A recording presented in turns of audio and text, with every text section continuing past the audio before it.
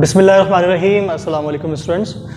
अच्छा स्टूडेंट्स, हमने अपने प्रीवियस लेक्चर में फंक्शंस ऑफ कमर्शियल बैंक की प्राइमरी फंक्शंस को डिस्कस किया और उसके बाद जो है सेकेंडरी फंक्शंस की कैटेगरी पब्लिक यूटिलिटी सर्विसेज को डिस्कस किया।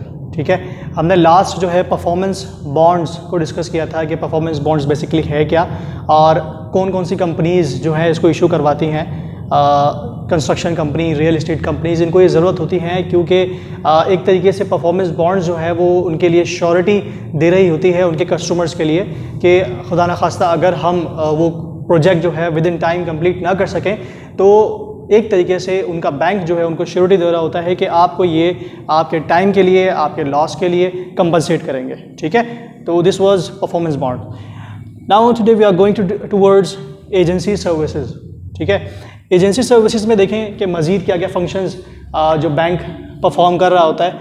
इसमें सबसे पहले में जो लिखा है वो कलेक्शन ऑफ चेक्स। ये एक बैंक का बिल्कुल बेसिक फंक्शन है कि जनाब जो भी चेक्स आते हैं उसके अगेंस्ट वो पेमेंट कर रहा होता है। अब वो चेक क्रॉस भी हो सकता है, ठीक है, वो चेक कैश भी हो सकता है। अगर क्रॉस है तो वो ज़ाहिर है किसी न किसी अकाउंट में जाएगा, जो उसका बेरर होगा या उस पर नाम जो लिखा हुआ होगा वो उसके अकाउंट में ही जाना है। ठीक है, और अगर कैश है तो कैश आपको काउंटर से रिसीव हो जाएगा। इसके अलावा मैं ये कह सकता हूँ कि इसके अंदर बिल ऑफ एक्सचेंज की कैटेगरी भी डाल सकते हैं कि अगर आपको डिस्काउंट करवाना है, किसी कस्टमर को बिल ऑफ एक्सचेंज को डिस्काउंट करवाना है तो वो भी बैंक में करवा सकता है। ठीक है, आगे हम चलें तो collection of salaries, wages, income, dividend, pensions, ये भी क्या कर रहा होता है, ये बैंक परफॉर्म कर रहा होता है। जो मंथली सैलरीज होती हैं, हमारी कंपनी में भी यही है कि जो सैलरीज हैं पूरी शीट बनती है सैलरी की और बैंक को वो शीट दे दी जाती है कि जनाब इस शख्स की इतनी सैलरी है, इस एम्प्लॉय की इतनी सैलरी है, इस मैनेजर की इतनी सैलरी है। वो पूरी शीट बना के दे दी जाती है उस बैंक को और वो बैंक क्या कर रहा होता है, उसको रिसीव करता है और उसके कुछ चार्जेस डिडक्ट करता है और वो उनके एटीएम में ट्रांसफ़र कर देता है, जो सैलरी अकाउंट होता है उसमें ट्रांसफ़र कर देता है। ठीक है, तो ये एक सैलरी की एग्जांपल है। इस तरह वेजेस भी, जो हमारे पास ठेकेदार हैं और वो भी, उनके लिए भी हमने अकाउंट खोला है ताकि जो है वो डायरेक्टली, कैश इज़ रिस्की। ठीक है, पहले हुआ करता था कि हम कैश दिया करते थे और रास्ते में जो है वो छीन लिया जाता था उनसे। तो अब ये तरीका राइज हुआ है कि आपके जो है वो अकाउंट्स खोल दिए जाते हैं।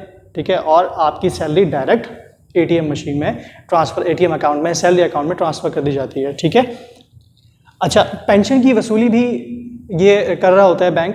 ठीक है, आप एक रिटायर्ड ऑफिसर हैं और आपकी पेंशन, आप देखते हैं कि अक्सर नेशनल बैंक में लोग लाइन लगाए हुए होते हैं। अक्सर जो है कुछ बैंक्स में ये सर्विसेज होती है कि वो pension from the government, they are receiving the pensions on the behalf of their customers. ठीक है, इस तरह डिविडेंड्स की बात करूं कि अगर आपने कोई इन्वेस्टमेंट की हुई है किसी कंपनी में, ठीक है, और जो डिविडेंड है, डिविडेंड इनकम, वो आपके बिहाफ पे रिसीव कर रही होती है। ठीक है, तो ये collection of salaries, wages, pension और डिविडेंड्स का एक फंक्शन है जो कि कमर्शियल बैंक दे रहा होता है। जिस तरह ये इनकम को रिसीव कर रहा होता है, इसी तरह जो आपके एक्सपेंसेस हैं उसकी भी ऑटोमेटिकली डिडक्शन की सर्विस भी दे सकता है। ठीक है, लेट्स से कि आपकी कॉलेज की फ़ी है, ठीक है, वो अगर आप अपने बैंक को इसकी जिम्मेदारी लगा दें कि आप हर महीने जो है इस फलां कॉलेज के अकाउंट में जो है ट्रांसफ़र कर देंगे, ये अमाउंट होनी चाहिए और इस डेट से पहले आपने वो सबमिशन कर देनी है, तो बैंक जो है ऑटोमेटिकली आपके अकाउंट से on the date of submission उसको दे देगा। ठीक है, उस अकाउंट में डिपॉजिट करवा देगा।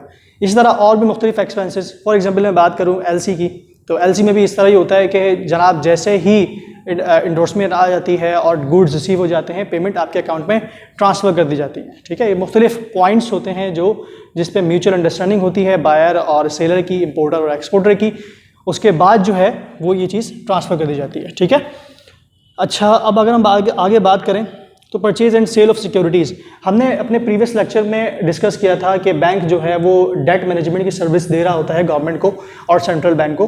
तो ये जो चीज़ वो ख़रीदता है, treasury bonds, defence saving bonds, ठीक है, मुख्तलिफ किस्म के बॉन्ड्स हैं, ये जो चीज़ ख़रीद रहा होता है ये आगे सेल कर रहा होता है। ठीक है, किसी पब्लिक को सेल कर रहा होता है, किसी न किसी शख्स को सेल कर रहा होता है, किसी इन्वेस्टर या बिजनेसमैन को सेल कर रहा होता है।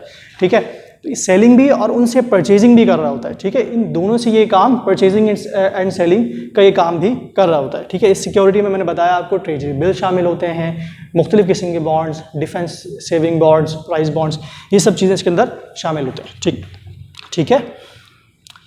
अच्छा, अगर हम आगे चलें तो एक्ट एज अ ट्रस्टी, आपने देखा होगा मुख्तलिफ ट्रस्ट हैं, ठीक है, उसके लिए भी बैंक जो है एज अ ट्रस्टी काम कर रहा होता है।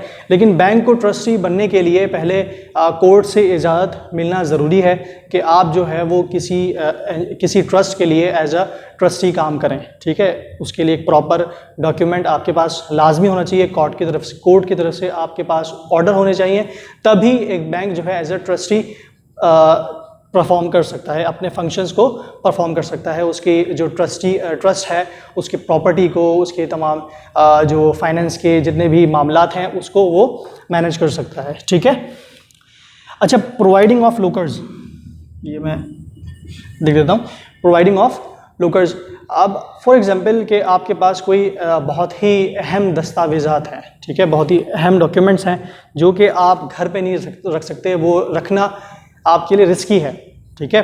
तो आप वो डॉक्यूमेंट्स क्या करते हो, बैंक से एक लोकर ख़रीदते हो और वहाँ पर वो चीज़ को रख देते हो। या ज़रूरी नहीं कि वो कोई डॉक्यूमेंट हो, वो कोई अहम अशिया भी हो सकती है, वो कोई आपका गोल्ड हो सकता है, ठीक है, कोई सिक्योरिटी हो सकती है, ठीक है, किसी प्रॉपर्टी के कागजात हो सकते हैं, ठीक है। तो वो इस मकसद के लिए वो लोकर आपको देता है ताकि जो है आप उसमें उसको रख सकें, और उसके मिनिमम चार्जेस होते हैं वो आप पे करते हैं, ठीक है। अच्छा, इसके बाद जो है हज एप्लीकेशन, ये आप देखते हैं कि हर साल जो है वो हज के लिए एप्लीकेशंस आती हैं, और इस काम को जो कमर्शियल बैंक्स हैं, हर कमर्शियल बैंक्स में आप देखते हैं कि लाइन लगी हुई होती है। क्यों लगी हुई होती है? ताकि वो जो एप्लीकेशंस हैं उसको रिसीव की जा सकें, और फिर उसके बाद बैलोटिंग होती है, बैलोटिंग के बाद जो है वो नाम आते हैं, ठीक है। तो ये परफॉर्मेंस, ये जो काम है ये कौन कर रहा होता है, ये फंक्शन जो है वो कौन कर रहा होता है, कमर्शियल बैंक ये भी सर अंजाम दे रहा होता है। तो ये छोटी छोटी फंक्शंस हैं जो कि है तो दिखने में छोटे, वन लाइनर इसके आंसर होते हैं, ठीक है, लेकिन ये फंक्शंस हैं बहुत बड़े फंक्शंस, ठीक है। अच्छा, डिडक्शन ऑफ ज़कात, ये भी बैंक के फंक्शन में से एक हिस्सा है कि हर साल फर्स्ट रमज़ान को जो है जितने भी मुस्लिम अकाउंट होल्डर्स हैं उनके अकाउंट में से टैक्स की डिडक्शन होती है, जब तक उन्होंने जो है अगर फॉर एग्जांपल किसी कस्टमर ने, किसी डिपॉजिटर ने एक फॉर्म है वो फिलअप किया हुआ है, आई थिंक उसको फॉर्म जी कहते हैं, ठीक है। अगर वो फिलअप किया हुआ है तो वो इस टैक्स से, इस ज़कात से एग्जम्प्ट होता है, ठीक है। वो इस चीज़ से मुस्तस्ना होता है कि ठीक है, ये चीज़ मैं खुद ही पे कर रहा हूँ, आपको डिडक्शन करने की ज़रूरत नहीं है, ठीक है। तो ये कुछ फंक्शंस थे जो कि एज अ एजेंसी सर्विस जो है बैंक दे रहा होता है। तो आज जो है हमारा ये जो कमर्शियल बैंक के फंक्शंस हैं वो कंप्लीट हो गया है। इंशाल्लाह हम नेक्स्ट लेक्चर में मज़ीद कुछ टॉपिक्स डिस्कस करेंगे इस चैप्टर के। आज के लिए इतना ही। अस्सलाम वालेकुम।